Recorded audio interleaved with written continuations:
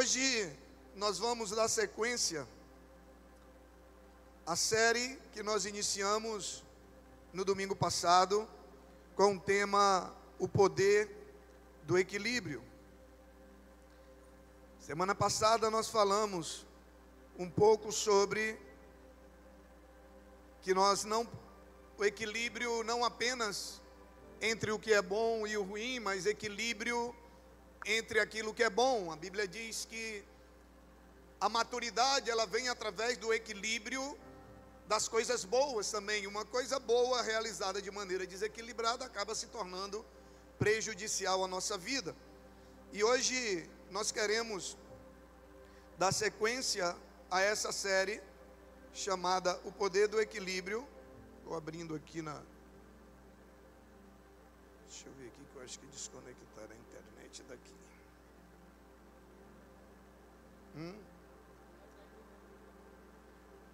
Não, vou colocar a minha que é mais segura.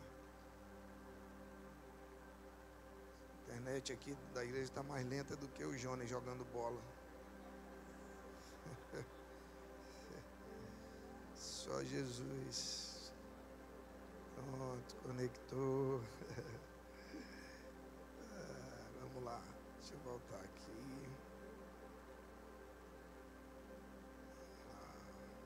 Vai dar certo.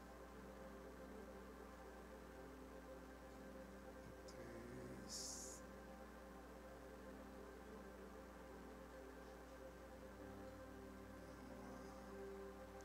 Poder do equilíbrio. Pronto. Hoje nós vamos falar sobre a importância de um conhecimento equilibrado. A importância de um conhecimento equilibrado. Abra comigo a sua Bíblia. Deixa eu botar aqui. 1 Coríntios, capítulo 13, versículo 13. 1 Coríntios 13, versículo 13, misericórdia. 13. Intercessão está aí? Acho que foi por isso que botaram lá no grupo pedindo oração por mim, não foi? Agora eu entendi. Assim, permanecem agora esses três: a fé, a esperança e o amor. O maior deles, porém, é o amor. Como eu falei, a gente vai dar sequência a esse tema, o poder do equilíbrio. E se você não assistiu a primeira mensagem, ela está disponível no nosso canal no YouTube, Comunidade TV. A maneira como nós entendemos a Bíblia nos conduzirá a uma vida de maturidade ou nos afastará de uma vida de maturidade. A maneira como nós entendemos a Bíblia vai definir a maneira como nós nos comportamos. Portanto, um conhecimento desequilibrado vai produzir um comportamento desequilibrado e, consequentemente, imaturidade, e a gente sabe que a imaturidade fecha portas para aquilo que Deus tem para entregar na nossa vida. Sabe, 2023 para nós é o ano da maturidade das coisas extraordinárias, porque nós cremos que quanto mais amadurecemos, mais Deus nos entrega, como temos falado ao longo da nossa série de mensagens. Porém, a gente entende que para a gente receber ainda mais coisas extraordinárias da parte de Deus, nós precisamos amadurecer. E o caminho para o amadurecimento é o equilíbrio. E hoje eu quero falar sobre a importância de um conhecimento equilibrado. Tem muita gente que pensa que o assunto mais importante da Bíblia é a oração. Já tem outras pessoas que pensam que é o perdão. Já outros pensam que é o dinheiro. E a Bíblia fala muito sobre dinheiro. Não sei se você sabe disso, mas a Bíblia, um dos temas mais abordados na Bíblia é sobre recursos. Porém, o tema mais importante, o assunto mais importante da Bíblia, de acordo com o tema que nós lemos, é o amor. Porque qualquer outro tema que for abordado, qualquer outro princípio, ele só vai ser colocado em prática, você só vai conseguir colocar em prática se você amar verdadeiramente o Senhor. E aqueles que você consegue colocar em prática sem amá-lo, a Bíblia diz que ainda que você venda tudo que você tem e dê aos pobres, se não for por amor, você não fez nada. Então o texto diz que permanecem três: a fé, a esperança e o amor. E ele diz: o maior deles, porém, é o amor. A Bíblia fala assim de todos esses outros assuntos e tantos outros. A Bíblia fala de todos os assuntos que você imagina. Porém, se eles não forem praticados e exercidos com equilíbrio e com amor, ao invés de nos ajudar, nos atrapalha.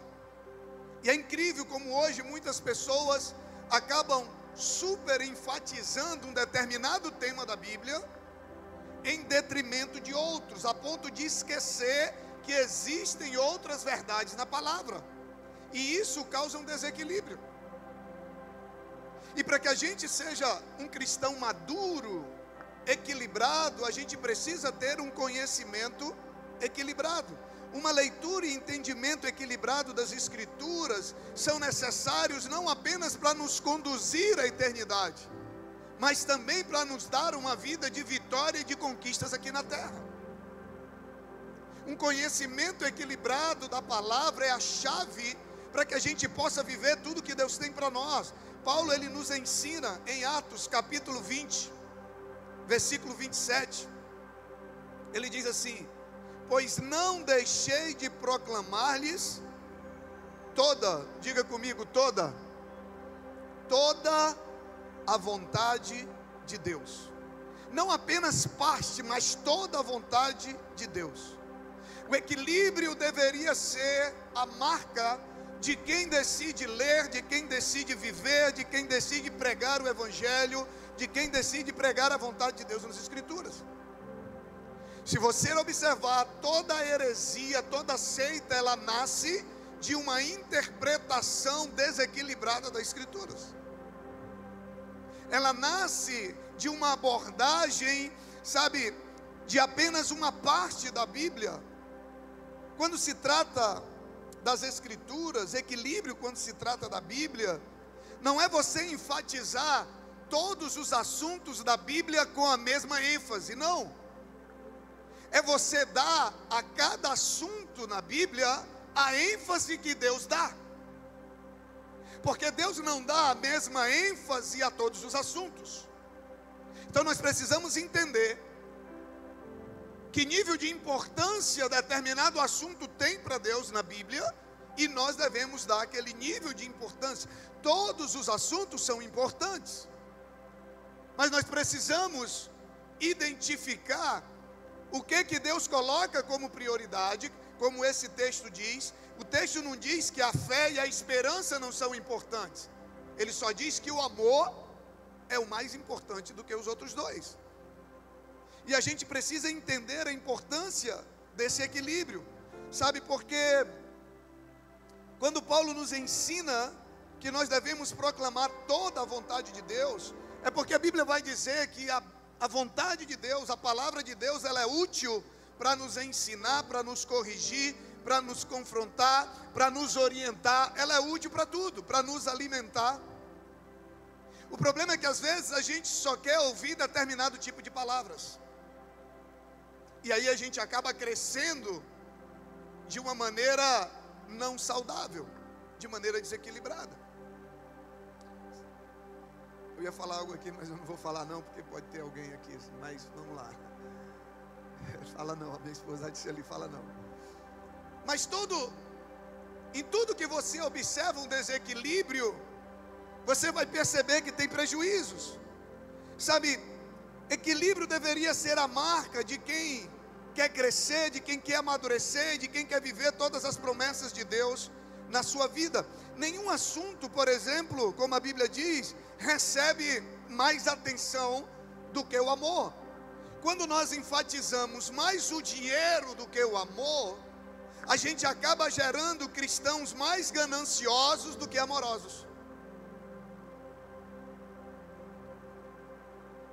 Se enfatizarmos na medida certa, aí sim nós vamos ter cristãos amorosos que contribuem de maneira generosa mas a motivação por trás daquilo que eles fazem é o amor.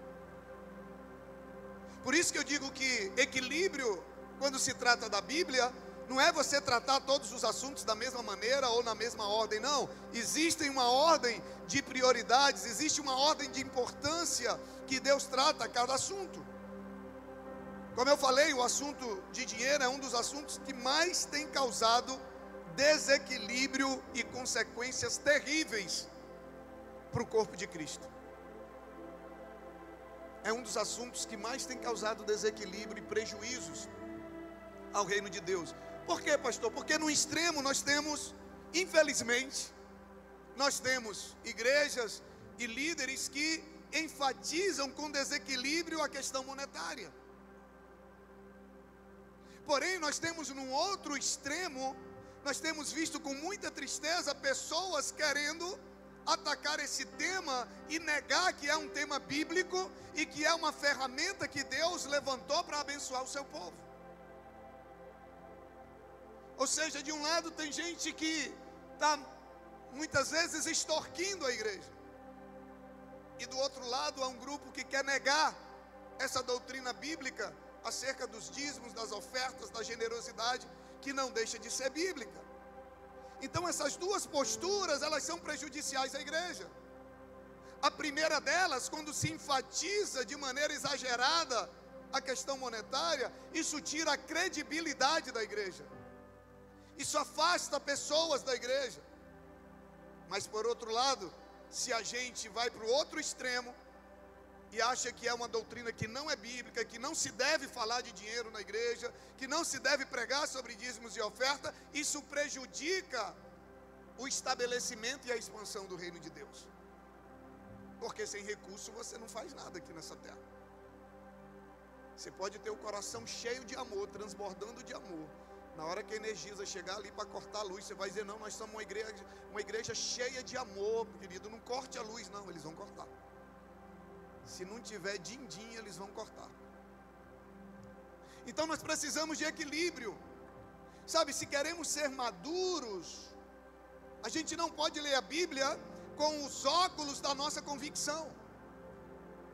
Se nós queremos ser maduros, nós precisamos deixar que nossas crenças sejam moldadas pelo que a Bíblia diz, e não querer moldar a Bíblia de acordo com aquilo que eu acredito.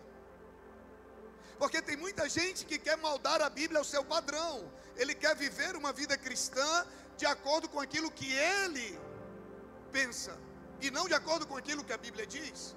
A Bíblia é que deve moldar o meu padrão de pensamento. Por isso que Romanos vai dizer: transformai-vos pela renovação da vossa mente, para que você possa experimentar a boa, agradável e perfeita vontade de Deus. Quando nós tornamos sagrada uma doutrina em detrimento de outra, nós cometemos erros terríveis.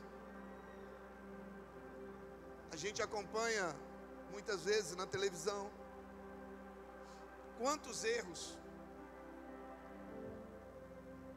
que acabam prejudicando famílias e mais famílias por conta de heresias baseadas em doutrinas isoladas. A gente precisa entender, quando você lê um versículo na Bíblia, você precisa entender que aquele versículo, ele está dentro do contexto de um capítulo. E aquele capítulo, ele está dentro de um contexto de um livro. E aquele livro está dentro do contexto da Bíblia toda. Porque se você pegar textos isolados, você vai acabar negando outros princípios, e a Bíblia, ela não vai contra si mesma. Então, quando nós enfatizamos demais uma doutrina em detrimento da outra, as consequências são terríveis. Eu lembro que teve uma época que a onda era batalha espiritual. Quem lembra dessa época? Era demônio em tudo. Era batalha espiritual. Aí se ensinou o nome dos demônios, hierarquia dos demônios, não sei o que do demônio. Só se fala, nos cultos falava mais do demônio do que de Jesus. Chegaram quase a igualar o poder do diabo com o poder de Jesus. A batalha espiritual é uma doutrina bíblica? Claro que é. Os demônios existem? Claro que existem. Mas quando nós enfatizamos demais uma determinada doutrina, isso vai trazer consequência. Eu lembro que até mesmo aquelas consequências que era fruto das nossas próprias escolhas, botava a culpa no diabo. Aí fica fácil, né? Aí a gente pega a síndrome de Adão e Eva, de transferir responsabilidades. Fica mais fácil viver uma vida cristã se você botar a culpa de tudo no diabo. Que aí você se livra das suas responsabilidades, da responsabilidade das suas escolhas. O diabo não presta, ele não vale nada. Mas tem muita coisa que não é culpa do diabo, é culpa das suas escolhas. Você conhece a palavra, você conhece o princípio, e você quebra o princípio e depois quer colocar a culpa no diabo. Sabe, a gente aprendeu tudo, a gente aprendeu a se relacionar com o demônio e não aprendeu a se relacionar com pessoas. Interessante, né? A gente aprendeu a se relacionar com o demônio, mas não aprendeu a se relacionar com Deus. Porque quando você aprende a se relacionar com Deus, quando você passa a ter uma vida de intimidade com Deus, você não precisa se preocupar com nada, nem com o diabo. Você não precisa se preocupar. Hoje pela manhã, na reunião de liderança, eu falei sobre Moisés, que ele diz assim: Senhor, se o Senhor não for conosco, nós não sairemos daqui. Nós não vamos sair desse lugar se o Senhor não for conosco. Moisés, ele tinha uma certeza. Moisés não estava preocupado com a qualidade do exército do inimigo, com a quantidade de soldados que ele tinha, com as estratégias. Moisés não estava preocupado com nada disso. Moisés só sabia de uma coisa: se o Senhor estivesse com ele, estava tudo resolvido, podia vir o que viesse. Então, quando a gente dá essa atenção desequilibrada, se eu tiver que um dia me preocupar com uma única coisa, sabe o que eu vou me preocupar? Com a minha vida de intimidade com Deus, com o meu relacionamento com Deus, em deixar esse amor que levou Cristo a morrer na cruz inundar cada vez mais o meu coração, porque eu sei que todas as outras coisas vão acontecer naturalmente. É o que Jesus diz quando Marta e Maria estão lá. Jesus diz para Marta: Marta, você está muito ocupada com muitas coisas, enquanto uma apenas é necessária. A gente precisa entender a prioridade de Deus e a importância também da gente não dar valor ou trabalhar ou focar apenas numa doutrina ou num tipo de mensagem da Bíblia, causando assim um desequilíbrio. Sabe, quando Jesus foi tentado pelo diabo, o diabo usou a Bíblia, sim ou não? Se Jesus não conhece toda a verdade, se Jesus não conhece toda a palavra, Jesus tinha caído que nem um patinho. Como tem gente caindo que nem um patinho nas mentiras do diabo. Por quê? Porque não conhece toda a verdade. O diabo vem e conta só uma parte da história. E deixa eu te falar uma coisa: uma meia verdade é uma mentira completa. O diabo disse para Adão e Eva: não, se vocês comerem, vocês não vão morrer não, vocês vão ser igual a Deus. Adão e Eva caem que nem um patinho e depois são lançados fora da presença de Deus. O diabo vem para Jesus e diz: olha, lança-te daqui, porque está vendo, isso aí tudo é meu. Lança-te daqui de cima, porque está escrito que o Senhor dará ordem aos seus anjos. Aí Jesus olha e diz: mas também está escrito. As 3 vezes que o diabo tenta enganar Jesus usando a palavra, usando parte da palavra, Jesus olha para ele e diz: também está escrito. O que Jesus estava dizendo? Jesus está dizendo: a verdade toda não é essa. Isso aí é verdade, mas não é toda a verdade. E essa falta de equilíbrio é que nos leva a cometer muitos erros. Sabe, o desequilíbrio na interpretação da Bíblia é a área em que o diabo pretende governar muitos cristãos. Cristãos que vivem a Bíblia de maneira parcial, usam a palavra. Uma vez a gente estava no Rio, no seminário. Aí um senhor, mas eu até entendi porque ele era um novo convertido. O senhor já de meia idade, ele disse: pastor, eu queria que o senhor orasse por mim. Me chamou bem num canto assim: queria que o senhor orasse por mim. Falei: sim, o que está acontecendo? Ele falou: rapaz, é que, sabe, eu não estou mais conseguindo aí. Umas menininhas aí que eu procurava, mas não está dando mais certo. Ele queria que eu orasse por ele, para dar certo os esquemas. Eu falei, amigo, senta aqui, vamos conversar. Mas era novo convertido. E aí eu fui explicar para ele que não é só você orar, a oração é a maneira da gente buscar que a vontade de Deus. Aí sentei, troquei uma ideia com ele. Ele entendeu, mas ele deve ter ido pedir para outro orar. Eu não orei. Então a gente precisa entender a Bíblia por completo. Sabe, se você não conhecer a Bíblia toda, se você não conhecer a mensagem toda, a Bíblia vai dizer: o meu povo sofre por falta de conhecimento. Às vezes você tem conhecimento, mas é um conhecimento parcial.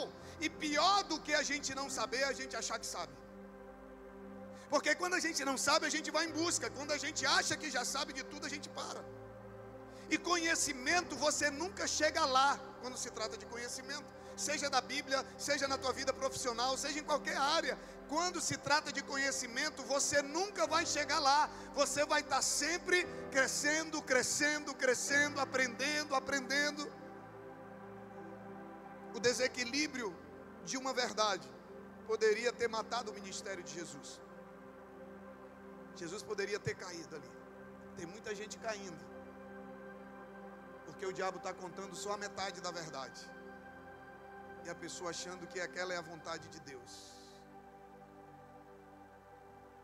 Um conhecimento pleno, completo, nos mantém vivos e protegidos dos ataques das trevas, para que a gente possa cumprir toda a vontade de Deus para nós.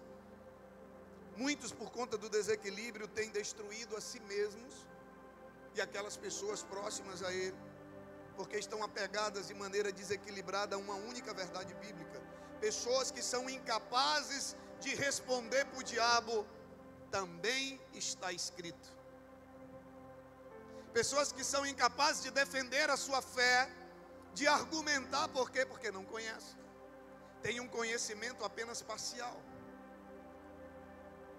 Se perguntarmos a uma criança se ela quer comer brócolis ou batata frita, o que você acha que ela vai querer?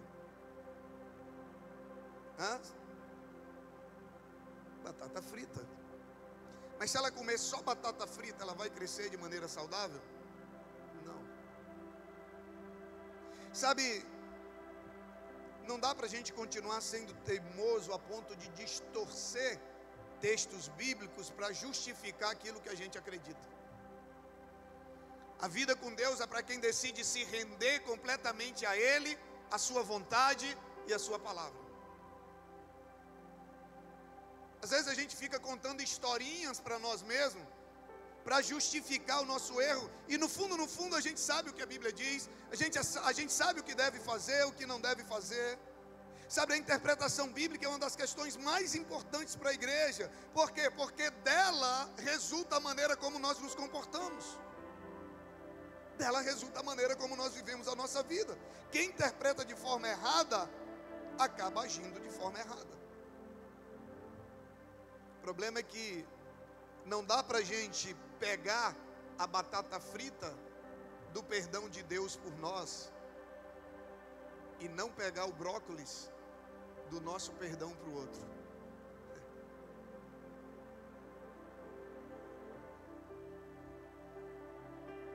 A mesma Bíblia que diz que Deus perdoou e perdoa eu e você todos os dias, é a mesma Bíblia que diz que nós temos que liberar perdão.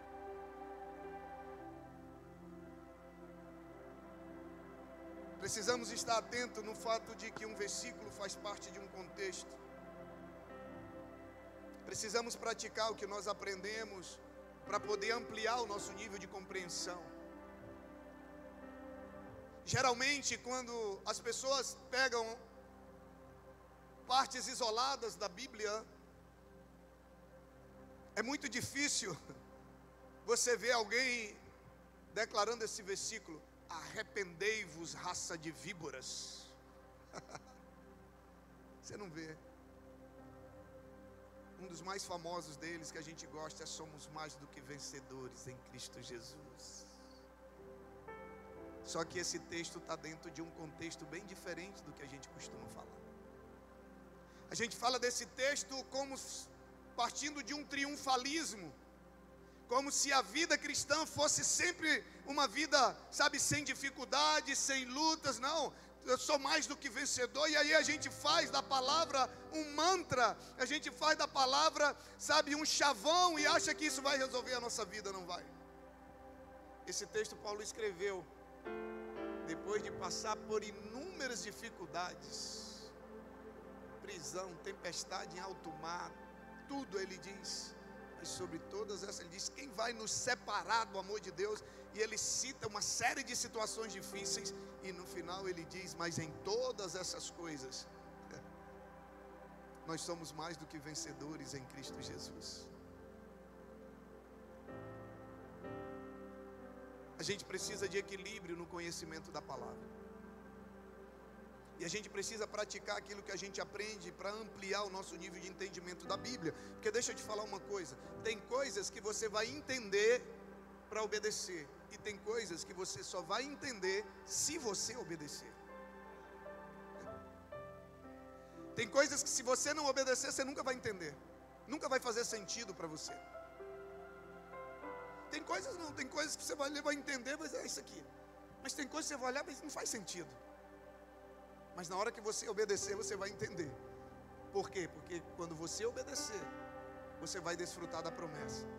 E aí você vai dizer: agora eu entendo. E quanto mais você experimenta, quanto mais você tem experiências com Deus, maior o teu nível de obediência, de compreensão e de fidelidade a Deus.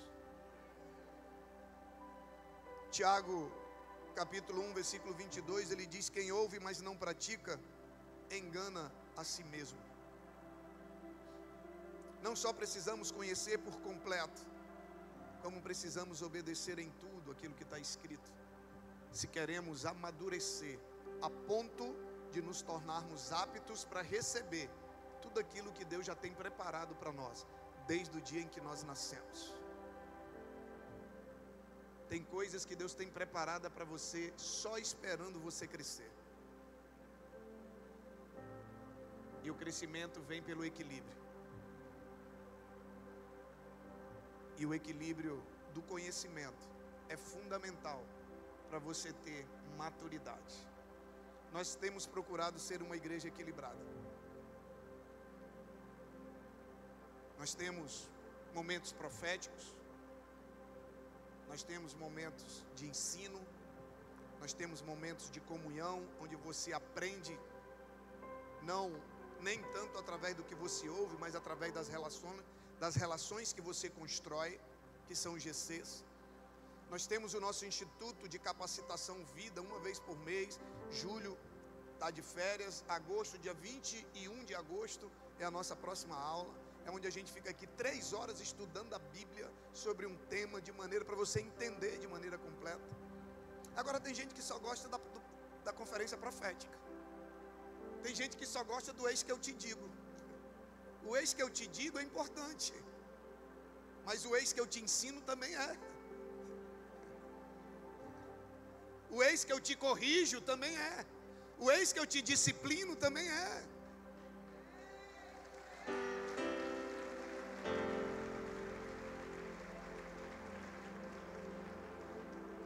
Sinto muito se disseram para você que a igreja preta era a igreja de coach, que só falava de coach. Te enganaram.